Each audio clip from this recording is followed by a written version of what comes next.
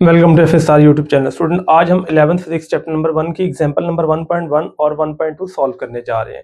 Statement मैंने लिखी है, मैं स्टेटमेंट रीड करूंगा, फिर इसको सॉल्व करेंगे। बच्चे, इन दोनों एग्जांपल के रिलेटेड जो टॉपिक है वो असल में है सिग्निफिकेंट फिगर्स के रिलेटेड, कि हमें किसी भी चीज़ के अंदर जब एडिशन करनी है या हमें मल्टीप्लीकेशन करनी है तो हमें सिग्निफिकेंट फिगर को कैसे कैलकुलेट करना है। तो स्टार्ट करते हैं एग्जाम्पल 1.1।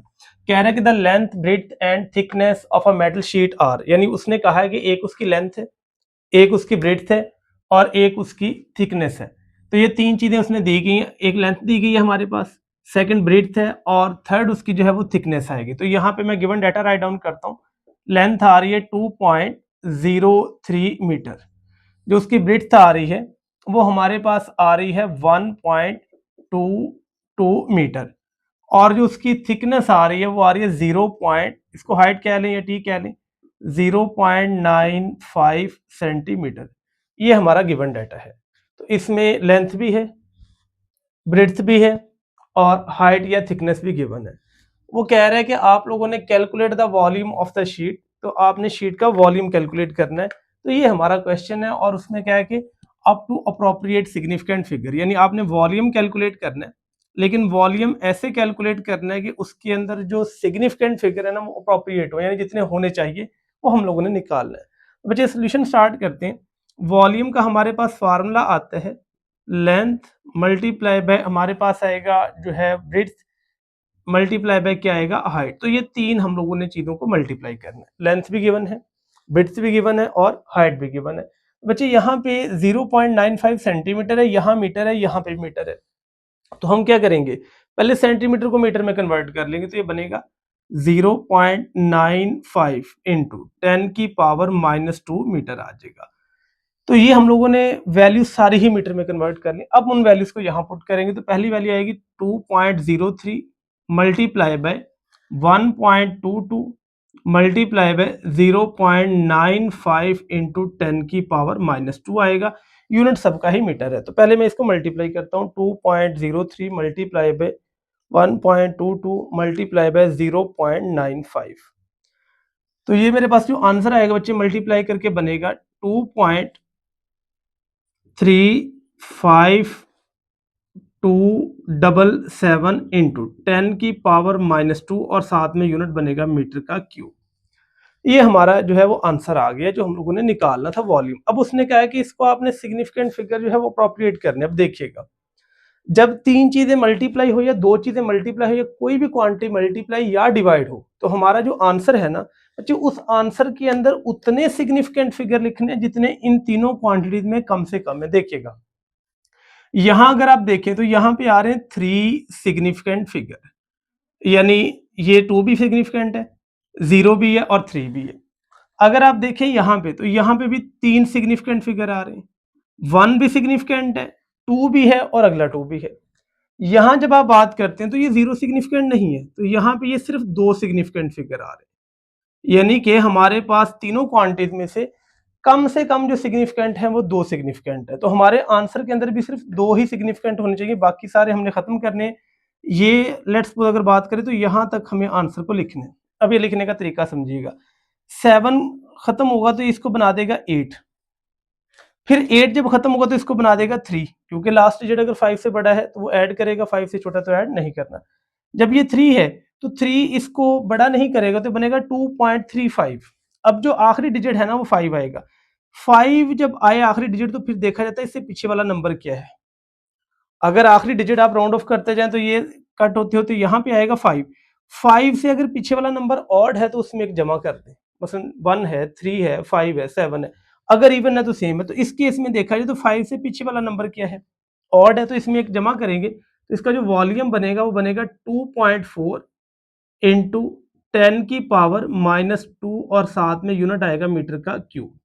तो ये है इसका एग्जैक्ट आंसर। इसको आप लोगों ने अप्रोप्रिएट सिग्निफिकेंट फिगर में लिखा, तो ये इसके सिग्निफिकेंट बने 2 सिग्निफिकेंट, 10 की पावर सिग्निफिकेंट नहीं होता। चलते हैं बच्चे एग्जांपल नंबर 1.2 की तरफ। क्या कह रहा है, कहते हैं the mass of a metal box are measured by a lever balance is 3.25 kilogram. एक का मास है 3.25 किलोग्राम, तो इसको मैं नेम दे देता हूँ M1 का। फर्स्ट मास आएगा 3.25 किलोग्राम आएगा।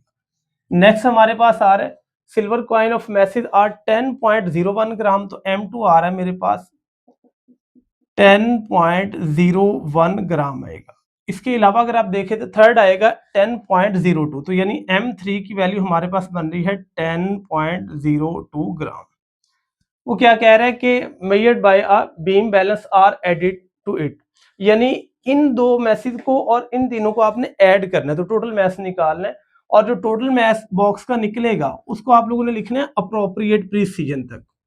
जैसे यहाँ पे देखा मल्टीप्लाई के अंदर होते हैं कम से कम सिग्निफिकेंट फिगर, अब यहाँ एडिशन हो रही है, पहले हम टोटल मैथ निकालते हैं। तो बच्चे ये MT टोटल मैथ आप लोगों ने कैलकुलेट करना है, ये हमारा क्वेश्चन है। अब थोड़ा सा समझिएगा, ये है किलोग्राम, ये है ग्राम और ये भी ग्राम, तो बच्चे आपने पहले इसको भी किलोग्राम करना है। तो इसको किलोग्राम करने का सबसे आसान मेथड है, इसको 1000 से डिवाइड कर दें, यानी 10.01 डिवाइडेड बाय 1000 आ जाएगा।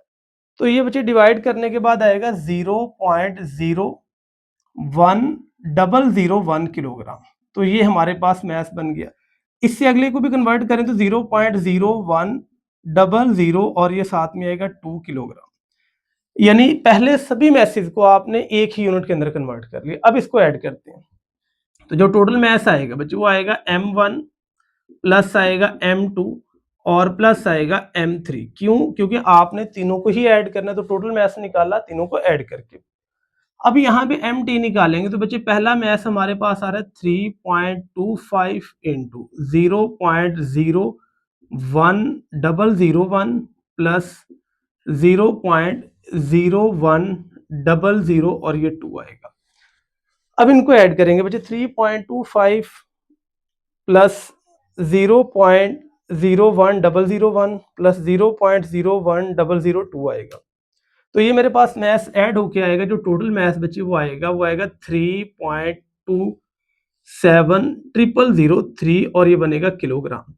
अब ये बच्चे थोड़ा सा समझिएगा, अब देखिए, अब ये देखना कि आंसर में डिजिट तो हमारे पास 6 आ रहे हैं, कितने आने चाहिए। इसका आसान तरीका बच्चे एडिशन का ये होता है कि आपने ये देखना है कि पॉइंट के बाद कम से कम नंबर कितने हैं। यहाँ सिग्निफिकेंट को नहीं देखा जाता, यहाँ डेसिमल प्लेस को देखा जाता है। अब देखिएगा, यहाँ जो डेसिमल प्लेस है बच्चे वो बन रही है 2 डेसिमल प्लेस, तो ये डेसिमल प्लेस बच्चे डीप में लिख रहा हूँ, तो यहाँ तो कम से कम 2 है डिजिट है, पॉइंट के बाद नंबरों की तादाद। यहाँ पे अगर देखा जाए तो पॉइंट के बाद नंबरों की तादाद बच्चे आप देखें तो यहाँ तो बच्चे हमारे पास बन रही है 5 राउंड अबाउट, यहाँ में भी सेम ऐसे। तो हमें बच्चे डेसिमल प्लेस को देखना होता है, तो डेसिमल प्लेस में बच्चे आप लोग क्या करेंगे, अगर आप ये किलोग्राम यूज करेंगे तो बच्चे आपने देखना है कि 2 यहाँ पे डिजिट है पॉइंट के बाद, तो आंसर में भी सिर्फ 2 ही आएंगे। तो हमें कम से कम बच्चे नंबरों की तादाद पॉइंट के बाद देख, एडिशन के केस में डेसिमल प्लेस को देखा जाता है और मल्टीप्लिकेशन के केस में बच्चे सिग्निफिकेंट फिगर को देखा जाता है। ये पॉइंट बड़ा इंपॉर्टेंट है। अब यहाँ बच्चे आपने सिर्फ यहाँ 2 डेसिमल प्लेस तक लिखना है, बाकी सारा जो आंसर है ना वो स्किप कर देना, उसको आपने राउंड ऑफ करके भी कर लेना है।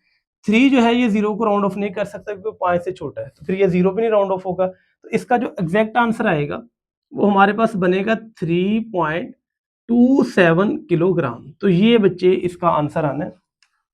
तो ये था बच्चे हमारे पास न्यूमेरिकल एग्जाम्पल नंबर 1.2 और ये एग्जाम्पल नंबर 1.1 बच्चे इस चैप्टर के न्यूमेरिकल हैं वो ज़्यादा इसी के रिलेटेड है, प्रिसीजन, एक्यूरेसी, परसेंटेज, अनसर्टेनिटी, ये ही हमारे पास नेक्स्ट न्यूमेरिकल भी इसी के रिलेटेड आएंगे। इन एग्जाम्पल को आपने अच्छे से समझना है, कोई कन्फ्यूजन है तो कमेंट कर सकते हैं बच्चे। हमारी प्लेलिस्ट है उनको जाके वॉच करें, पूरी ही टेक्स्ट बुक जो है फर्स्ट ईयर की उनकी प्लेलिस्ट बन चुकी है। वहाँ पे आप लोगों ने चैप्टर 1, 2, 3, 4 जो आपको समझ नहीं आता उनके न्यूमेरिकल एग्जाम्पल की सीरीज प्रॉपर हमारे वहाँ पे अपलोड हो रही है, आप उनको जाके वॉच करें। Thank you so much for watching my YouTube channel.